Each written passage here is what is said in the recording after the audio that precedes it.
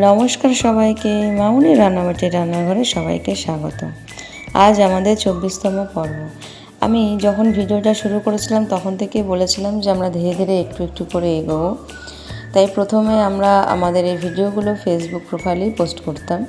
তারপর সেই ভিডিওগুলো আমরা রান্নাবাটি দ্য মিনি কিচেন নামে একটা ইউটিউব চ্যানেল বানিয়েছি, সেখানেও আমরা আপলোড করি। আমরা তোমাদেরকে বারবার বলেছি যে তোমরা ইউটিউবে গিয়ে সাবস্ক্রাইব করে দিও, কিন্তু ইউটিউবে গিয়ে সাবস্ক্রাইব না করতে পারলেও আমাদের রিসেন্টলি একটা পেজ হয়েছে, যে পেজটার নাম হচ্ছে রান্নাবাটি দ্য মিনি কিচেন। এই ফেসবুক প্রোফাইলের সাথে সেটা অ্যাটাচ রয়েছে। আমরা চাই তোমরা ফেসবুক পেজটাকে ফলো করে দাও। অন্তত ফেসবুক পেজ ফলো করতে তোমাদের কোনো অসুবিধা হবে না, যেহেতু তোমরা এই ভিডিওটা ফেসবুকেই দেখছো। তোমরা যারা ফেসবুক থেকে দেখছো তারা কমেন্ট করে দিও যে তোমরা ফেসবুক প্রোফাইল থেকে দেখছো, যারা পেজ থেকে দেখছো তারা কমেন্ট করে দিও যে তোমরা পেজ থেকে দেখছো, আবার যারা ইউটিউব থেকে দেখছো তারা লিখে দিও যে তোমরা ইউটিউব থেকে দেখছো। তার কারণ তোমরা কে কোথা থেকে দেখছো তাহলে জানলে পরে আমরা বুঝতে পারবো যে আমাদের কোন জায়গায় আমাদের ভিউয়ার্সরা বেশি। যাই হোক, আমাদের আজকের রেসিপি রয়েছে ভাত, বেগুন ভাজা আর মাছের তরকারি। আমাদের ভাতটা তো হয়েই গেছে দেখতে পেরে। এবারের সাথে সাথে এবার বেগুন ভাজাগুলো করে নিলাম। বেগুন ভাজা আমার খুব পছন্দের জিনিস। তোমাদেরও কি বেগুন ভাজা খেতে ভালো লাগে?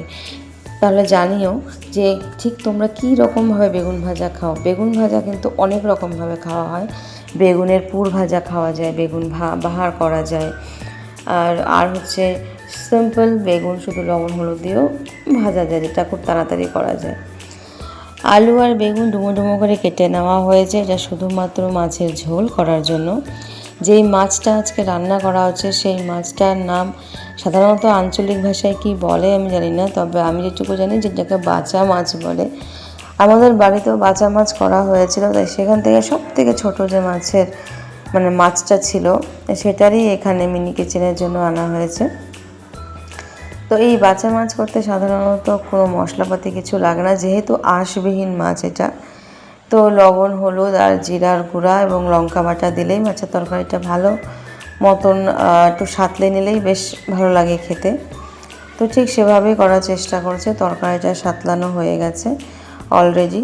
এখন হচ্ছে মশলা দিয়ে দেওয়ার পরে জিরার গুঁড়ো, লঙ্কার গুঁড়ো দিয়ে দেওয়ার পরে সেটাকে ভালো মতন সাঁতলে নিলে বেশ কিছুক্ষণ ফুটিয়ে নেওয়ার পর তাতে মাছ দিয়ে দিলেই কিন্তু আমাদের তরকারিটা রেডি। বাড়িতেও তোমরা এভাবেই খেতে পারো। আমার যদিও এই মাছটা খুব একটা ভালো লাগে না, কারণ বিশেষ করে আঁশবিহীন মাছই আমি খাই না। আসলে ছোটোবেলা থেকেই আমার মাছ খাওয়া নিয়ে ভীষণ ঝামেলা, কারণ আমি যে কোনো ধরনের মাছ আমি খাই না। তো একটু ভালো মাছ হলেই আমার হয়ে যায়। যাই হোক, এবারে রান্নাটা ধীরে ধীরে এগিয়ে যাচ্ছে। মশলাটা সাঁতলানোর পরে যে মাছগুলো কেটে রাখা হয়েছিল, ভেজে রাখা হয়েছিল, সেই মাছগুলো ঝোলের মধ্যে দিয়ে দেওয়া হলো। এবার ঝোলটা বেশ খানিকক্ষণ ফুটলে পরে আমাদের কিন্তু তরকারি রেডি। তোমরা চাইলে এই তরকারিটার মধ্যে বিলিতি ধনিয়া, যেটা আমরা বাজারে কিনতে পাই ওটা নয়, যেটা আমরা মোটামুটি গ্রামাঞ্চল এলাকায় দেখতে পাই বিলিতি ধনিয়া, সেই ধনিয়া পাতাটা যদি এর মধ্যে দিয়ে দিতে পারো তাহলে তরকারির স্বাদটা কিন্তু আরও ভালো হবে। তো আমাদের আজকে রান্না রেডি। ধীরে ধীরে মামুনি ভাত বেড়ে নিচ্ছে। এবার ভাতের মধ্যে আমাদের সেই ভেজে রাখা বেগুন ভাজাগুলো দিয়ে দিল। তারপর আমাদের তরকারিটা পরিবেশন করা হলো। তো কেমন লাগলো আজকের আমাদের এই রান্না, এবং আমাদের থালিটা রীতিমতন রেডি। তো তাহলে দেখা হচ্ছে পরের ভিডিওতে। ততক্ষণের জন্য টাটা। তোমরা কিন্তু লাইক, কমেন্ট, শেয়ার করতে একদম ভুলো না, আর জানিও ভিডিওটা তোমাদের আজকের কেমন লাগলো। Thank you.